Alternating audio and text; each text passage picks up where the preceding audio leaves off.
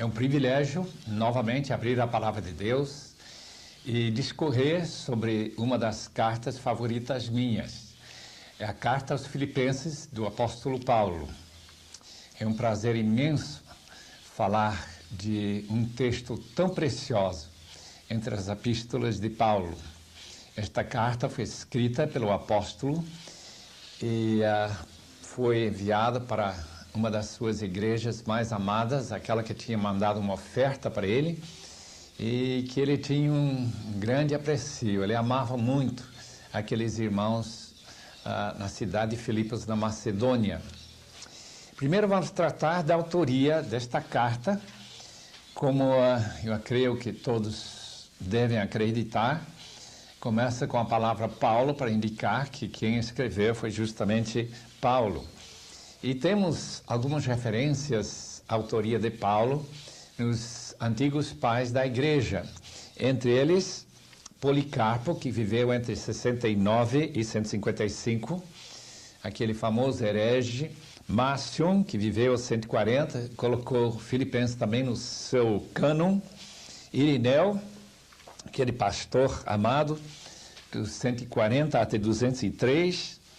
Clemente de Alexandria, que viveu 155 até 215, Tertuliano do norte da África, 150 a 222, e também o cânon de Muratori, que foi descoberto no século passado, também tem a carta aos Filipenses, atribuindo-a a Paulo. Portanto, eu acho que a evidência externa é muito boa, bem forte. Quanto à evidência interna, chamamos a atenção o fato que os eruditos em geral aceitam a autoria paulina, mesmo aqueles que são liberais. Toda circunstância que nós encontramos na carta pode ser facilmente compreendida na base das condições que nós encontramos na vida de Paulo e no livro de Atos. Veja como versículos 12 a 16 do primeiro capítulo falam da prisão de Paulo e como ele encontrou oposição, onde que ele estava, 2:19 a 24, falando de Timóteo, também trata de circunstâncias que têm uma base boa no livro de Atos, 3:4 a 6, onde Paulo fala de seu passado, ser fariseu e ser judeu, hebreu dos hebreus. Nós encontramos finalmente em 4:15 em diante o fato de que Paulo recebeu da igreja de Filipos uma ajuda financeira. Todos aqueles textos cabem muito bem justamente dentro da vida do apóstolo. Vamos agora falar numa área mais complicada, mais difícil de acertar. Queremos discutir sobre a data, quando que esta carta foi escrita, e qual foi o local da sua origem, onde que o apóstolo esteve quando ele escreveu esta maravilhosa carta. Há 3 aprisionamentos. Nós sabemos que Paulo estava na prisão quando ele escreveu Filipenses, ele deixa isso muito claro dentro da própria carta. Mas há 3 prisões de Paulo no livro de Atos. Nós conhecemos aquela prisão do capítulo 16, quando ele foi preso em Filipos. Com certeza, Paulo não escreveu sua carta da própria cidade de Filipos na primeira vez que ele passou lá e evangelizou a cidade. A segunda prisão é de Cesareia, que nós encontramos depois do capítulo 21 de Atos. E, finalmente, o último, 2 anos de prisão em Roma. São essas 3 prisões que são mencionadas no livro de Atos. Mas a pergunta que temos que levantar é qual dessas prisões seria a prisão de Paulo? E talvez nenhuma realmente é a melhor sugestão. Se nós lermos capítulo 11 de 2 Coríntios e versículo 23, Paulo faz uma referência a mais prisões, muito mais prisões. Mas até essa data em que Paulo escreveu Coríntios, 2 Coríntios, ele só tinha sido preso, segundo o livro de Atos, uma vez, isto é, Atos não relata todas as prisões de Paulo. E é possível que a mais correta origem desta carta fosse numa prisão que não é relatado no livro de Atos. E temos justamente as três possibilidades que nós queremos mencionar agora. Em primeiro lugar, aquela prisão tradicional que Filipenses foi escrito da cidade de Roma, cerca do ano 60 ou 61.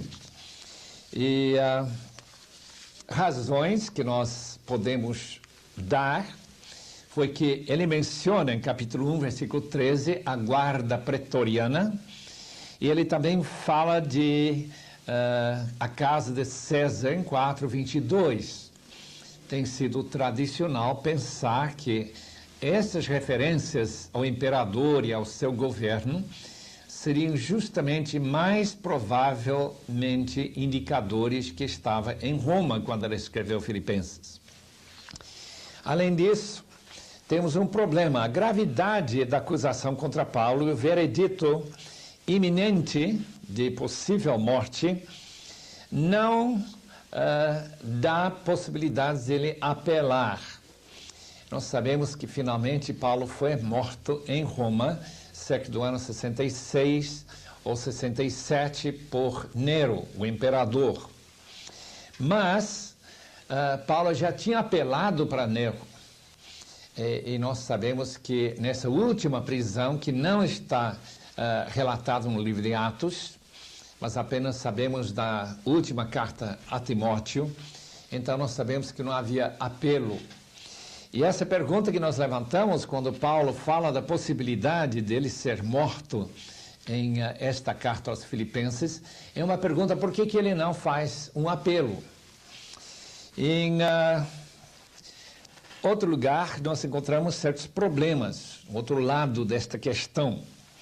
O número e distância de viagens entre Roma e Filipos, que tem sido calculado em número de 6, eram viagens muito extensas. E parece difícil acreditar que Paulo estava prevendo tantas viagens, idas e vindas, e notícias chegando sobre Epafrodito e a vinda dele para Roma.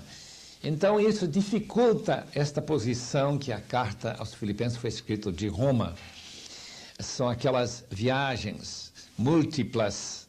Em segundo lugar, temos a situação em que Paulo se confronta com morte possivelmente iminente, que não parece ser o caso em Atos capítulo 28. E, em terceiro lugar, Filipenses 2:24, Paulo expressa a esperança de visitar novamente os filipenses, brevemente, para reiniciar sua obra missionária e pastoral no meio deles. Mas em Romanos 15, versículos 23 a 28, o apóstolo está pensando em sair de Roma na direção de Espanha. Então, estas mudanças de plano, essas dificuldades de viagens, dão uma impressão que talvez Roma não fosse o local onde a carta aos Filipenses foi escrita. Uma outra hipótese é a hipótese de Cesareia. Lembrem-se que no livro de Atos, depois de Paulo ser preso no templo, ele foi guardado pelo coronel romano lá em Cesareia durante 2 anos pelos governadores Félix e Festo. Então, aquele período de 2 anos também poderia ser tanto o local como a data em que Paulo escreveu esta carta. A custódia em Atos 23, 35 em Cesareia, não sugere martírio iminente. Parece que Paulo não está enfrentando a possibilidade de ser morto nessa ocasião. Cesareia também, aparentemente, não tinha uma igreja tão forte e numerosa como Paulo dá para entender quando nós lemos os versículos 12 a 16 do primeiro capítulo. A impressão que nós estamos numa cidade maior e com uma igreja mais importante.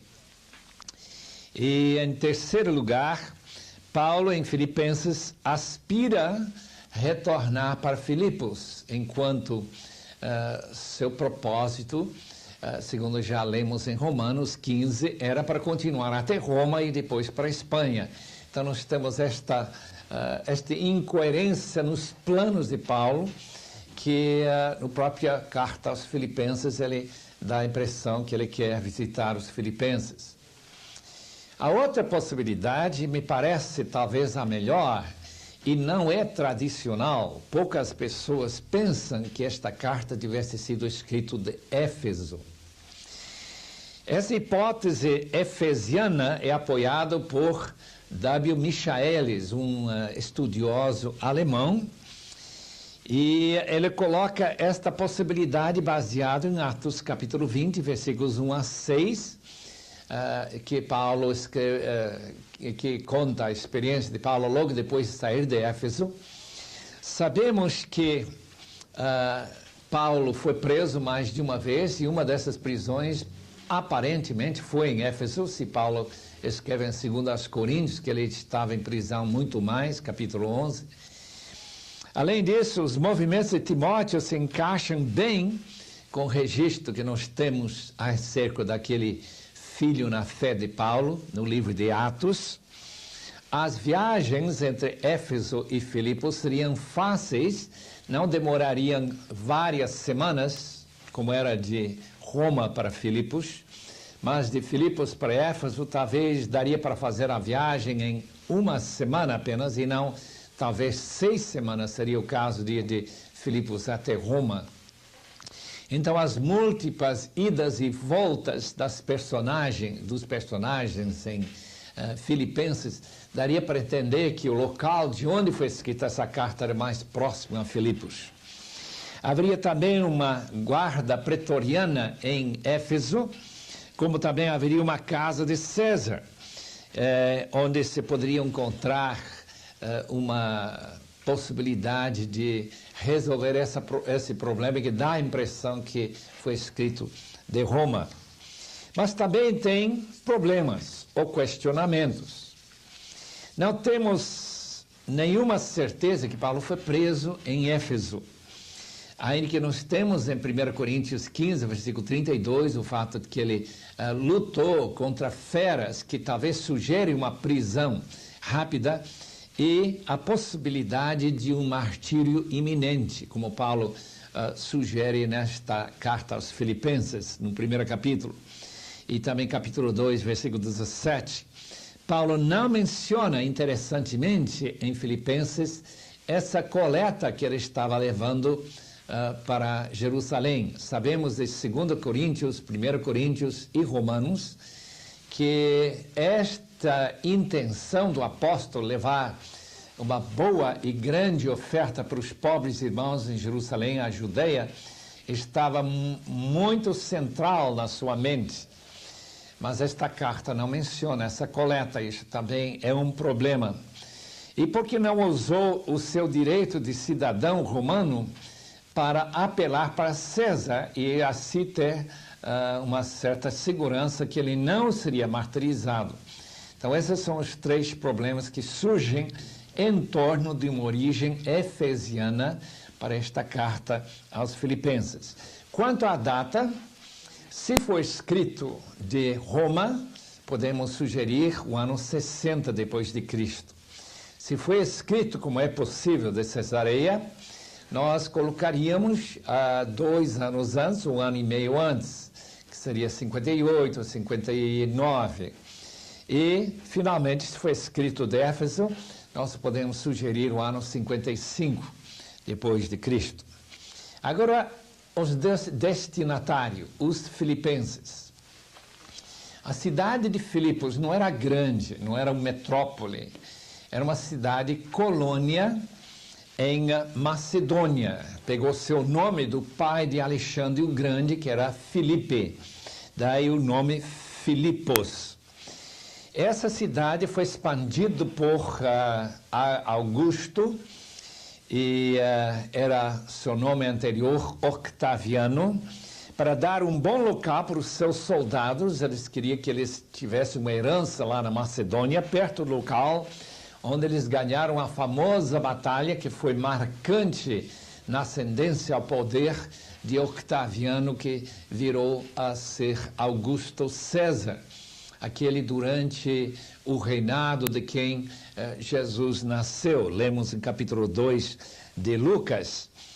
Essa a Batalha de Actium, no ano 31 a.C., em que Octaviano, ou mais tarde o mesmo Augusto, venceu a Antônio e Cleopatra.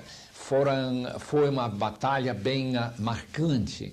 E ele queria que seus soldados tivessem um local, então ele mais ou menos cedeu a cidade para eles, expandindo lotes de lugar para eles morarem naquela cidade.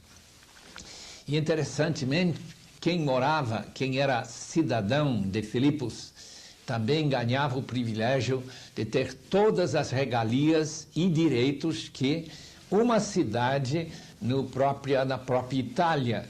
Então nós encontramos ali cidadãos, podemos dizer que Filipos era uma espécie de colônia romana.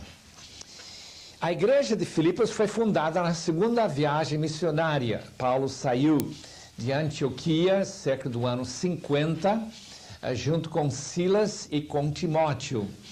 E eles foram subindo pela Cilícia, passando, querendo entrar na Bitínia, a Mísia, a Ásia, e o Espírito de Cristo não permitindo, eles receberam aquela visão do homem de Macedônia, eles cruzaram aquela mancha, entraram na Europa. E a primeira cidade a evangelizar pelo apóstolo Paulo, a ser evangelizada, foi a cidade de Filipos. Os irmãos lembram que Paulo passou essa noite terrível, depois de ser açoitado junto com seu colega Silas, preso naquela prisão, o terremoto que abriu a prisão em que o carcereiro se converteu. Tudo isso nós podemos ler no livro de Atos, capítulo 16, e como ele expulsou o demônio daquela pitonisa, aquela jovem que trazia lucro para os seus donos. Tinha menos judeus do que outras cidades que Paulo evangelizou. Podemos perceber isso pelo fato que não havia sinagoga em Filipos. Para construir uma sinagoga era necessário que haja pelo menos 10 pais de família. Isso não havia em Filipos. Era uma cidade quase inteiramente gentílica. Havia aquelas poucas mulheres que se reuniram ao lado do rio que passava perto da cidade. E lá Paulo ia para aquelas reuniões de oração e falar sobre a palavra de Deus. E lá lembra-se que Lídia se converteu. E depois a igreja deve ter começado na casa de Lídia. E era a igreja que Paulo amava mesmo. A igreja então se interessou muito por Paulo e mais de uma vez mandou uma oferta. Nós podemos entender que esta carta aos Filipenses, em parte, teve o motivo de agradecer os irmãos de Filipos por ter mandado uma segunda vez uma oferta financeira para o apóstolo Paulo. E nota-se interessantemente a prominência das mulheres na carta. No caso da formação da igreja de Lídia, aquela senhora que vendia tecido e lã, que vinha lá da Ásia, uma espécie de comerciante, talvez não tão pobre. Também menciona no capítulo 4 Evódia e Sintique. Eram duas irmãs que estavam muito envolvidas com o comércio da igreja, eram cooperadores com Paulo no início, mas depois tiveram uma rixa, um problema, e Paulo pede que Suzuki, o seu companheiro de jugo, ajude aquelas mulheres a se entenderem para que haja unidade na igreja. Vamos tentar dar um tema para esta carta, que seria manter a unidade e a alegria no Senhor, no meio da hostilidade, o mundo que rejeitava o Senhor Jesus Cristo. Um esboço, como as cartas normalmente começam com saudação, Filipenses também começa com uma saudação e uma referência à oração de Paulo, capítulo 1, versículos 1 a 11. Nessa oração, Paulo pede a Deus que o amor dos filipenses cresça cada vez mais. Encontramos também, em segundo lugar, informações sobre sua vida, que ele apresenta aos filipenses, e a condição em que ele se encontra como preso, capítulo 1, versículo 12 até 26, onde Paulo trata da possibilidade de morrer e também do fato que no local onde estava havia pessoas que tinham inveja dele, ou ciúmes, que pregavam o evangelho, mas não para promover o evangelho, mas para embaraçar o próprio apóstolo Paulo. Ele também faz um apelo para unidade e humildade, começando com o versículo 27 do primeiro capítulo, terminando aquela secção em 2:18. Depois ele dá informações sobre Timóteo e Epafrodito, aqueles amados irmãos que estavam junto com Paulo no local em que ele escreveu esta carta, 2:19 até 30.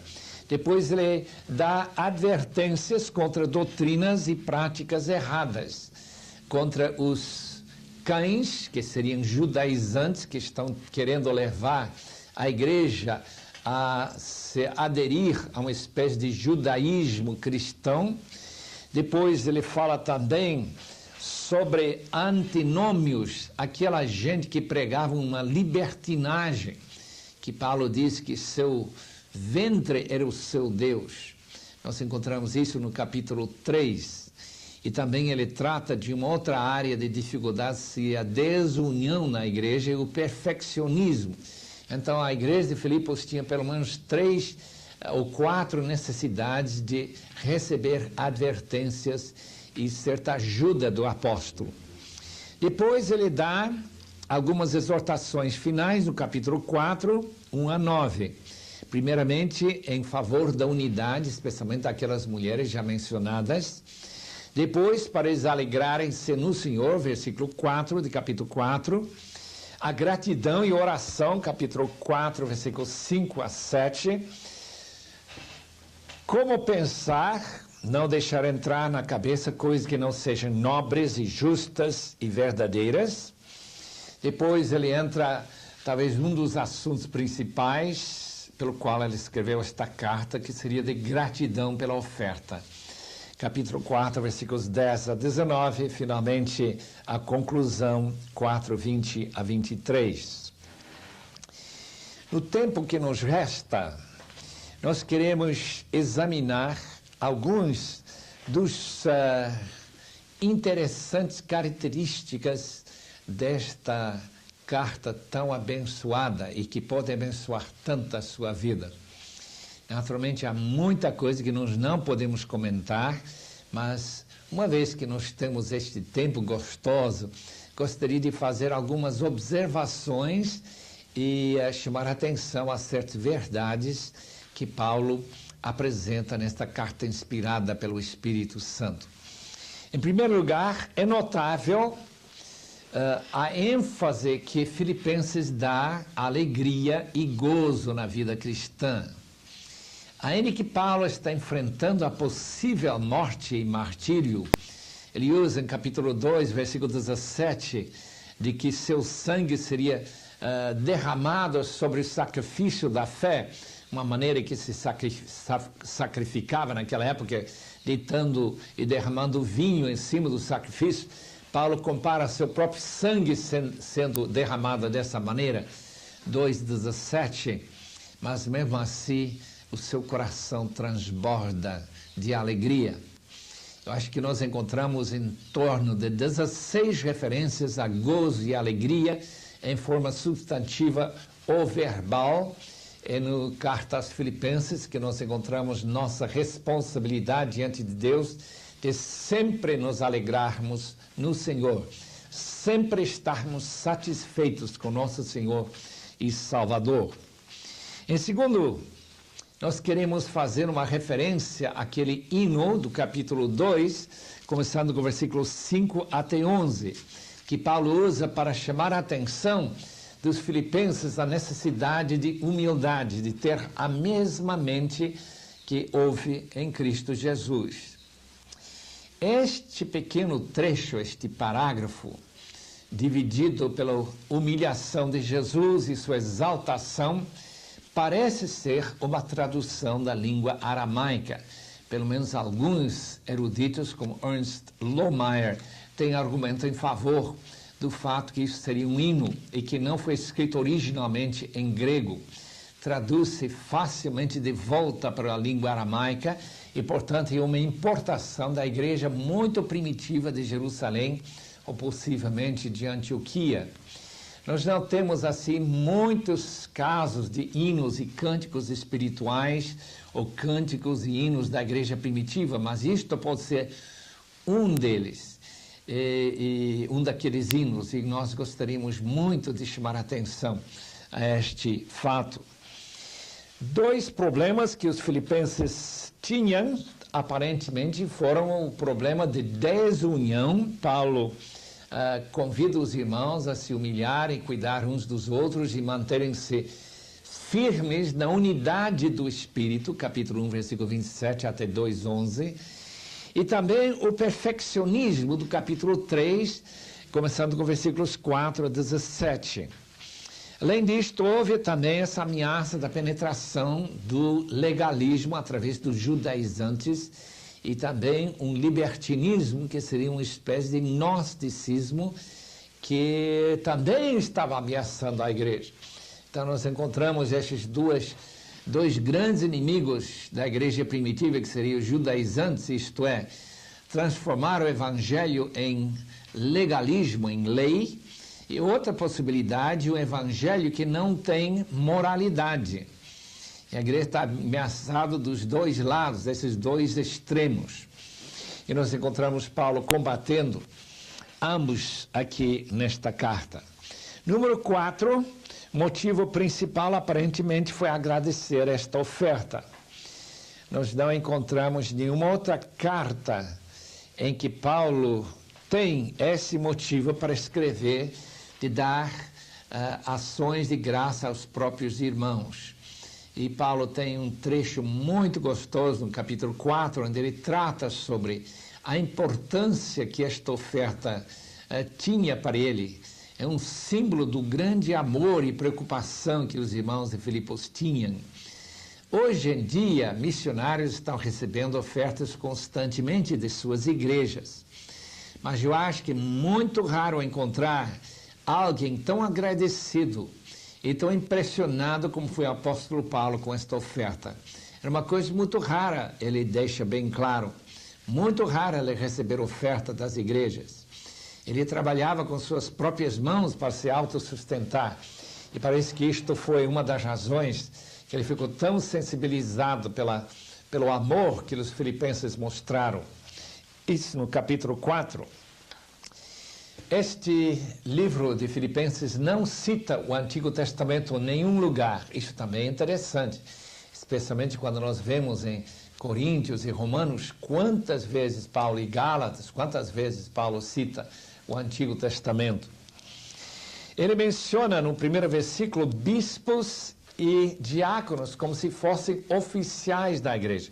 Isso também é interessante, porque não temos assim uma referência a bispos plural em outros textos, mas obviamente havia mais do que um bispo em Filipos, indicando que não somente que o ministério era plural, não era apenas um indivíduo, não tinha só um pastor titular, mas o fato que bispo representa, como nós vemos em 1 Timóteo 3:1, onde nós encontramos Paulo referindo-se à pessoa que deseja ser bispo, que seria o desejo pelo pastorado. Aliás, é bem fácil entender que a palavra bispo significa exatamente o que nós queremos dizer com a palavra pastor. Pessoa responsável, a palavra original no grego significa supervisionar, na forma verbal, supervisor em termos substantivo. Então, a igreja de Filipos tinha os seus encarregados, aquilo que o livro de Hebreus chama de guias ou líderes, e que nós hoje chamamos de pastores, mencionado no primeiro versículo. Em sexto lugar, nós queremos fazer uma referência aos reflexos de Filipos ser uma colônia romana. É interessante, no capítulo 1, versículo 27, é uma referência ao fato de que os crentes de Filipos são cidadãos do céu e não de alguma colônia aqui na terra. Isto pelo fato de que a hostilidade sempre marginaliza os crentes quando há perseguição, e que esses crentes em Filipos não devem se preocupar, porque ainda mantêm sua cidadania, mesmo estando fora de sua terra natal, que seria o céu. Tem outro texto no capítulo 3, que também faz referência à nossa pátria, 3:20, que significa no original nossa cidadania. Então, como a cidade de Filipos, já mencionado, era uma colônia, então os membros, cidadãos da cidade, eram colonos de Roma. Os cristãos são cidadãos aqui na terra, longe de sua terra nativa, que é o céu. Isso também eu acho bem interessante em Filipenses. Em sétimo lugar, queremos mencionar o dia de Cristo, que se menciona 2 vezes, lá no primeiro parágrafo, 1:6 e 1:10. O dia de Cristo é uma maneira em que Paulo refere-se à segunda vinda de Cristo. Isto é, quando o fim da história, tal como nós conhecemos, chegará. Quando tocar a última trompeta, esse é o dia de Cristo, o dia em que Cristo venha para reinar na terra. E Paulo menciona isso no capítulo 1, versículos 6 e 10. Em 8º lugar, Paulo não condena a mensagem dos inimigos que pregavam para embaraçar e para envergonhar o apóstolo. Não sei se notaram, começando com o versículo 14 do 1º capítulo. A maioria dos irmãos, estimulados no Senhor por minhas algemas, quando Paulo era preso na cidade onde ele escreve esta carta, ousam falar com mais desassombro a palavra de Deus. Alguns efetivamente proclamam a Cristo por inveja e porfia, por rivalidade. Outros, porém, por boa vontade. Estes por amor, sabendo que estou incumbido na defesa do Evangelho. Aqueles, versículo 17, contudo, pregam a Cristo por discórdia, insinceramente julgando suscitar tribulação às minhas cadeias. Eu acho fascinante que Paulo não condena aqueles irmãos que queriam embaraçar e queriam entristecer o apóstolo pela maneira que eles pregavam. Paulo não os condena, mas quando ele escreve para os Gálatas, os irmãos vão lembrar que Paulo condena terminantemente aqueles que têm infiltrado nas igrejas da Galácia e pregavam outro evangelho. Qual é a diferença na atitude do apóstolo? Num caso, ele está feliz, contente. Ele diz no versículo 18, que me importa, uma vez que Cristo está sendo pregado. Paulo não tinha uma preocupação com sua própria pessoa, se ele seria insultado ou não. Mas ele se preocupava demais pelo conteúdo do evangelho, que o evangelho não seja deturpado, que não seja um evangelho falso, como era o caso desses acréscimos que aqueles judaizantes traziam para a Galácia. Portanto, lembremos sempre que o problema que Paulo tem não é o problema de insulto à sua pessoa. O único problema se o evangelho não está sendo transformado em mensagem que não salva, que não seja a mensagem salvadora. Lembremos que este foi o problema que Martinho Lutero teve quando ele levantou a bandeira, quando ele começou a discutir com os líderes da Igreja Católica, que a doutrina já tinha sido mudada e que essa doutrina não salvava. Então, esta é a nossa grande preocupação, que o evangelho não seja deturpada.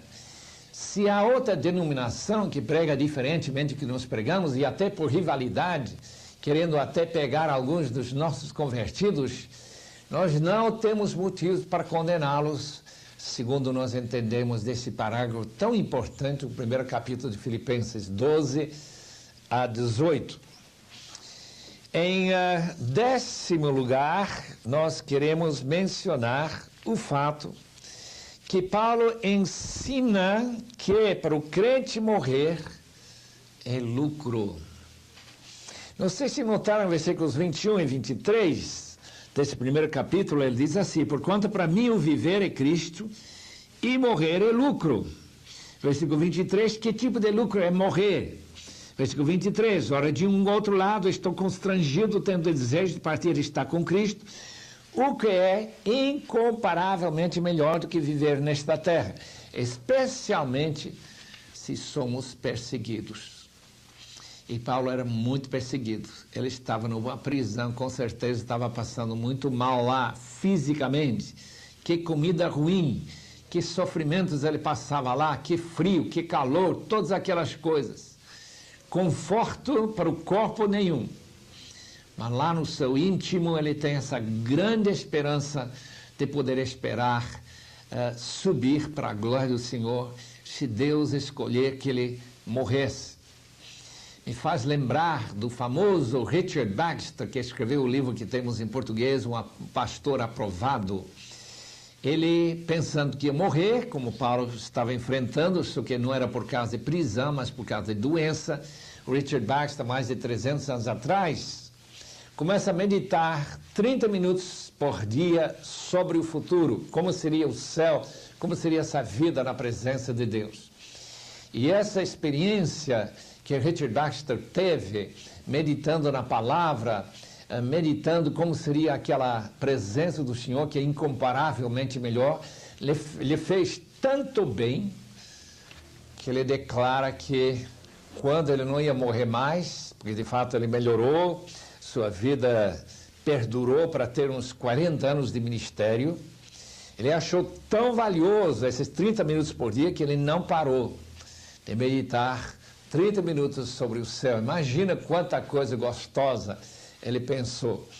E ele deu uma espécie de sumário dos seus pensamentos naquele livro que ainda não existe em português, O Descanso Eterno dos Santos. É uma coisa para lembrar que esta vida não é tão preciosa, que a outra não é muito, aliás, Paulo diz, incomparavelmente melhor. Vamos lá para o número 11. Viver em um só espírito, com uma só alma. Capítulo 1, versículo 27. Viver acima de tudo por modo digno do Evangelho de Cristo, para que, eu indo ver-vos, estando ausente, ouço no tocante a vós outros, que estáis firmes em um só espírito, como uma só alma. O que Paulo está dizendo? Está combatendo a desunião. Os irmãos não estão se entendendo perfeitamente. Sabemos das duas mulheres do capítulo 4. O que Paulo quer dizer com esta ideia de um só espírito, como uma só alma? Acredito que ele está lembrando-nos que a igreja local é unificada através da presença do Espírito entre nós. O Espírito Santo. Mantenha, diz Paulo para os Efésios, a união no Espírito, essa união que nós já temos, mantenha isso. E que nós vivamos como se fôssemos um corpo que tem apenas uma alma, e não como cada membro tem uma alma separada, como se houvesse muitas almas vivendo no mesmo corpo.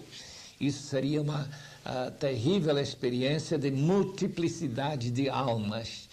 Então, é uma exortação para nós vivermos dentro de nossas igrejas locais, nessa comunidade do corpo de Cristo, como Paulo disse para os Coríntios, vós sois o corpo de Cristo, capítulo 12, que nós tenhamos a alma que faz com que todos os membros cooperem a mais perfeitamente possível.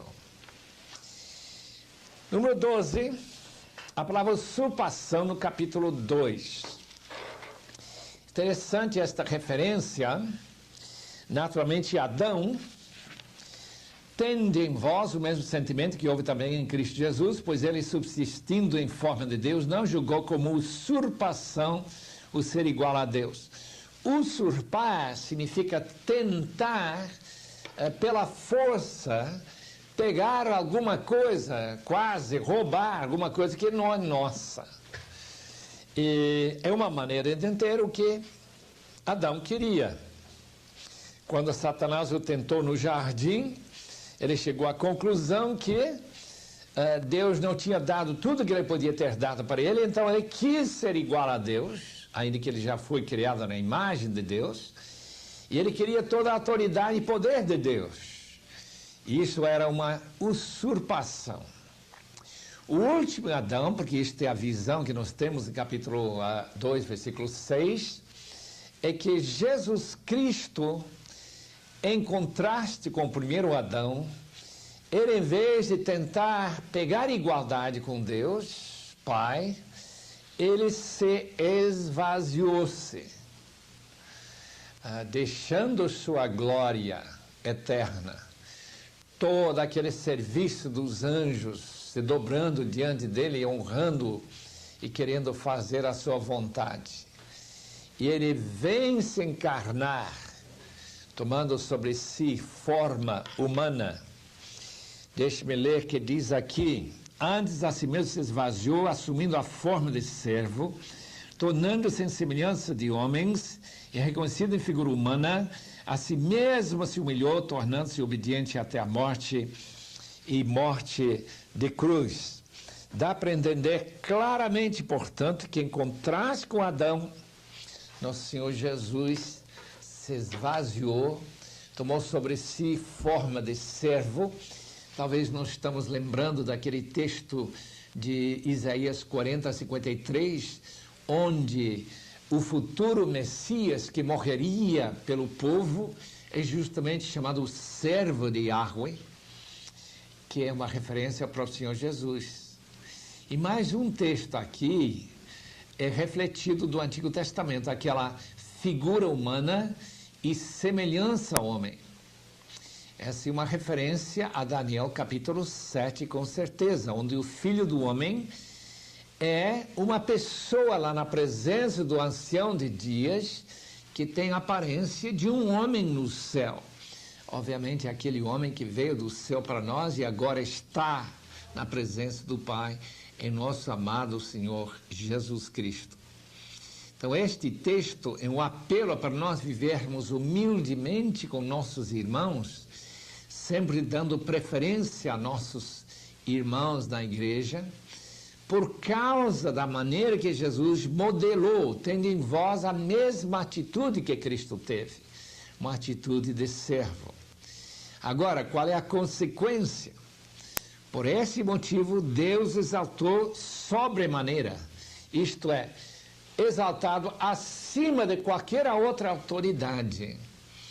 E ele compartilha junto com o Pai o próprio trono dele, como nós lemos no livro de Apocalipse, capítulo 5. E a Bíblia dá para entender claramente que aqueles que sofrem com Cristo, aqueles que se humilham, também terão o direito de reinar com Cristo. Esses são os ensinamentos aqui.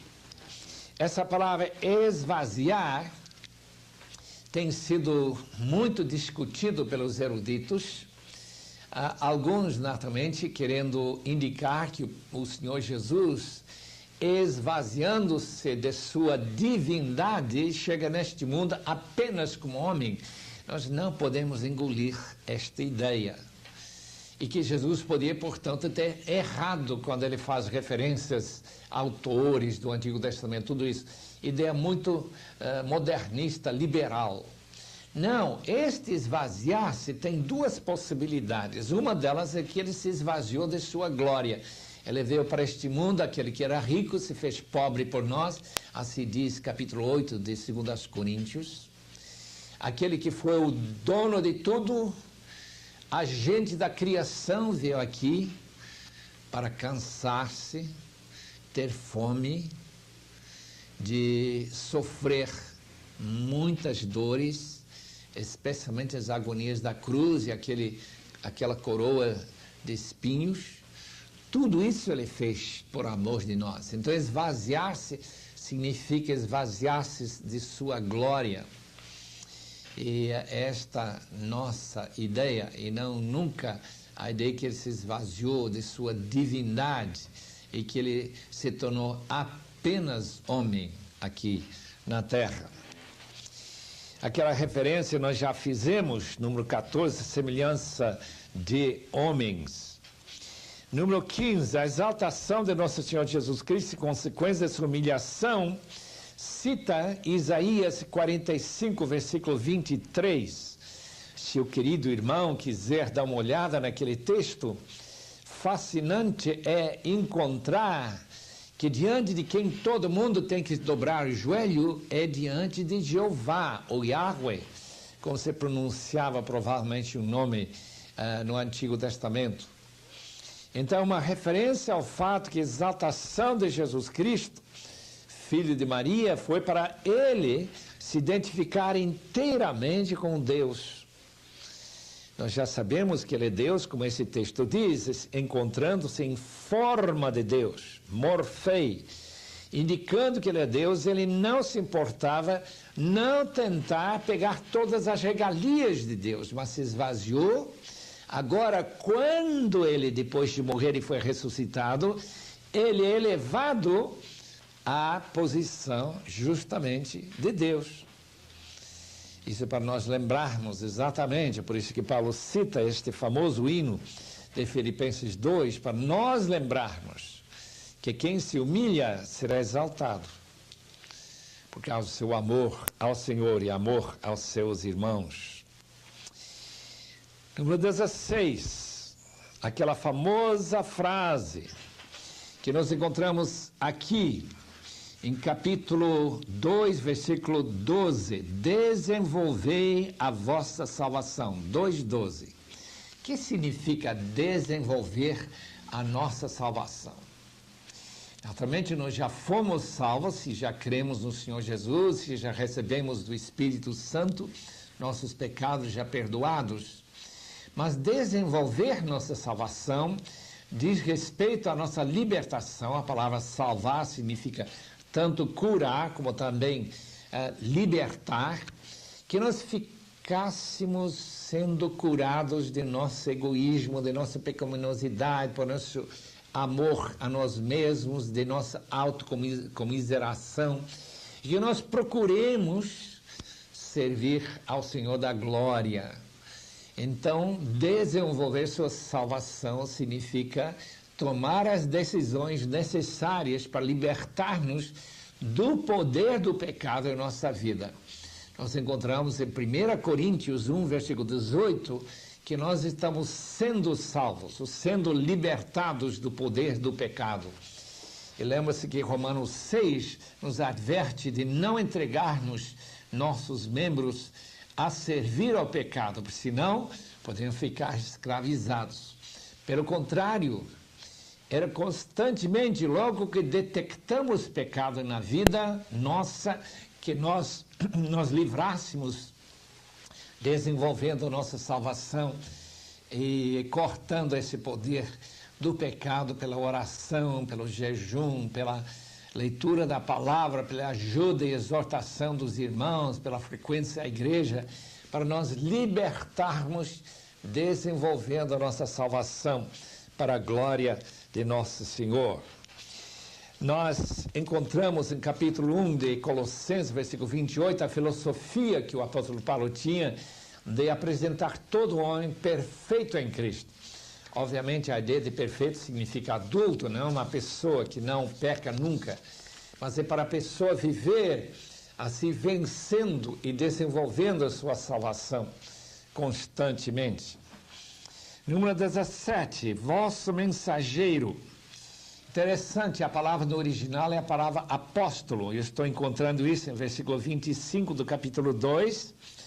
Julguei, todavia, necessário mandar até vós Epafrodito, por um lado, meu irmão, cooperador e companheiro de lutas, e por outro lado, vosso mensageiro e vosso auxiliar.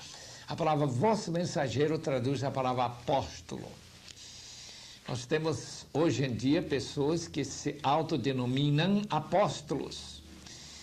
Tem dois sentidos da palavra do Novo Testamento. Um daqueles sentidos relacionado com 12 e com o apóstolo Paulo, são pessoas que têm plena autoridade em representar a Jesus, a falar em nome dele.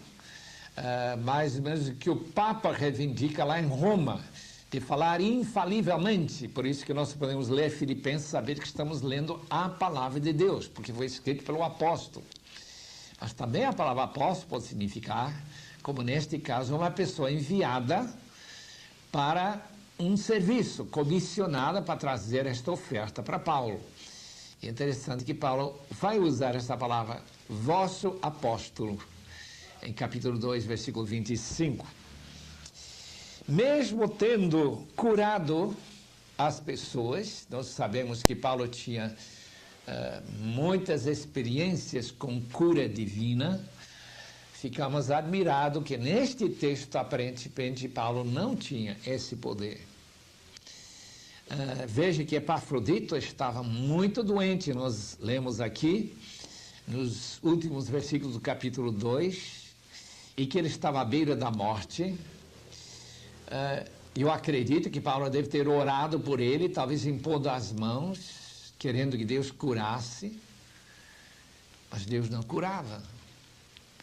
Até no fim, quando ele estava à beira da morte, Deus teve misericórdia e trouxe ele de volta e restaurou sua saúde. O que nós podemos deduzir disto? Mesmo que Paulo tivesse tido o dom de curar, eu não duvido que ele tinha, não quer dizer que nós podemos esvaziar os hospitais de nossas cidades brasileiras ou outras cidades do mundo. Significa que ainda que tenhamos este dom de curar, nós dependemos da vontade de Deus. Isso fica muito claro na maneira que Paulo fala sobre a cura de Epafrodite.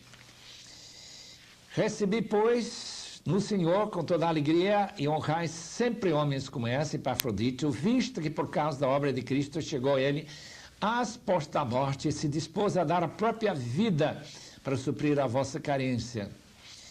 Então ele disse que Deus compadeceu-se dele. Versículo 27. E não somente dele, mas também de mim, para que eu não tivesse tristeza sobre tristeza se Epafrodite tivesse morrido. Eu entendo que Paulo não tinha nenhuma certeza que Deus ia curar aquele irmão. Eu acho que nós temos que reconhecer que não é toda pessoa que Deus quer curar. E Paulo mesmo, quando ele falava do seu espinho na carne, sabia que não era a vontade de Deus dele ser curado ou melhorado. Quando se usa esta frase, capítulo 3, versículo 3, nós é que somos a circuncisão, nós que adoramos a Deus no Espírito, não gloriamos em Cristo Jesus, é uma referência ao fato que os gentios, e a igreja de Filipos era uma igreja quase totalmente gentílica, que a igreja gentia é a verdadeira Jerusalém, a verdadeiro Israel, era a circuncisão que adorava a Deus em espírito. Isto é por causa de ter recebido o Espírito Santo, enquanto os judeus na carne, eles estão adorando a Deus na carne. Nós lembramos que Jesus falou para a mulher de Samaria que os verdadeiros adoradores adorem no Espírito. Talvez a melhor tradução aqui seria adorar pelo Espírito. E naturalmente, somente pelo Espírito que nós podemos adorar o Deus vivo. Em capítulo 3, versículo 12 e também versículo 15, nós temos duas referências à perfeição. Em 2,12, não que eu já tinha recebido ou tenha obtido a perfeição. Versículo 15, todos, pois que somos perfeitos, tenhamos este sentimento. Claramente, a palavra perfeição não significa a mesma coisa nos dois textos. No primeiro texto, a perfeição significa aquele estado em que a pessoa não peca mais. Aquele estado que nós teremos uma vez glorificado nossos corpos e nossa natureza transformada. Por outro lado, Paulo gosta da palavra perfeito para descrever pessoas adultas, pessoas que podem prosseguir na sua vida cristã sem depender de outras pessoas. Pessoas que podem ser enviadas para a África e começar uma igreja lá, porque eles não estão dependendo dos seus irmãos aqui na fé para continuar a sua vida. Eles são adultos, são perfeitos em Cristo no sentido que têm capacidade de produzir e reproduzir-se espiritualmente. Graças a Deus por esse tipo de perfeição que nós também encontramos em Colossenses 1, em versículo 28. 3, 17 a 19 mostra que havia cristãos que não viviam a vida cristã de uma forma digna, mas indigna, pessoas que não imitavam o apóstolo Paulo e não imitavam ao Senhor Jesus. Pois muitos andam entre nós, já falei repetidas vezes, vos digo até chorando que são inimigos da cruz de Cristo. São crentes inimigos da cruz de Cristo. Por que são inimigos? Porque o destino deles é a perdição, isto é, o inferno, o Deus deles é o ventre, a glória deles está na sua infâmia, que eles só se preocupam com coisas terrenas. São pessoas que se convertem, entre aspas, só para viver melhor nesta vida. Há esse grande perigo com essa teologia da prosperidade, de buscar ao Senhor só para vantagem nessa vida, e não estarmos buscando, em primeiro lugar, o reino de Deus.